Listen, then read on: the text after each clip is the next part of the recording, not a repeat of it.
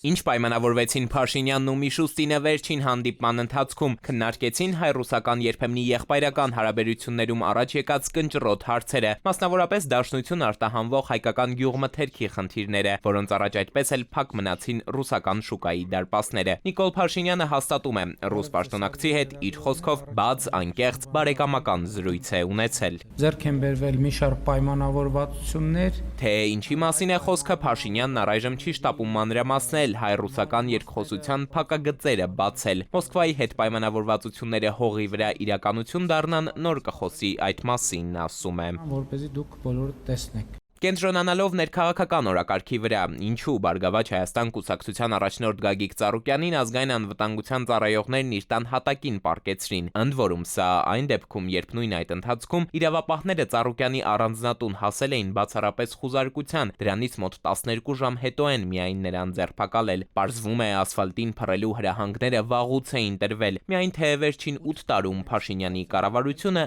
իր բառերն են, դատաիրավական մաֆիայի դեմ էր պայքարում։ Այն մարդիկ, ովքեր չեն ենթարկվել եւ այդ գործերը, որոնք պատշաճ ընթացք չեն ստացել, այդ թվում հանցավոր պայմանավորվածությունների պատճառով եւ մարդիկ շարունակել են իրենց արտոնյալ զգալ եւ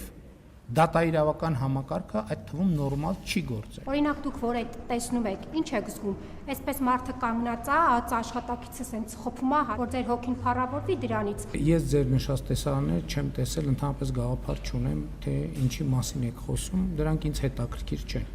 Իսկ ինչ վերաբերվում է ասֆալտին փռելու եւ ոչ միայն փռելու հրահանգներին, այդ հրահանգները տրվել են շատ վաղուց եւ հարցը թե ինչու այդ հրահանգները մինչեւ հիմա չեն կատարվել։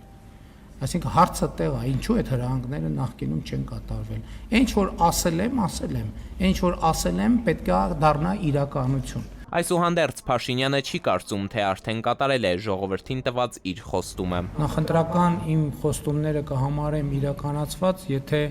ինչպես եւ խոստացել եմ, ամբողջ թալանվածը բոլորի հատիկ միջև վերջ հետ բերվի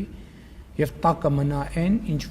ինչին որ ձեզ հայտնի շրջանակները արժանի են։ Այդ ժամանակ կհամարեմ, որ իմ նախընտրական խոստումը կատարված է։ Սակայն կառավարությունն ու Փաշինյանի վստահեցմամբ նաև վերջին ընտրություններում քաղաքացիական պայմանագրին ձայն տված քաղաքացիներն առայժմ միայն կարող են ակնկալիք ունենալ, որ դատաիրավական համակարգը մեջբերում նորմալ է աշխատելու։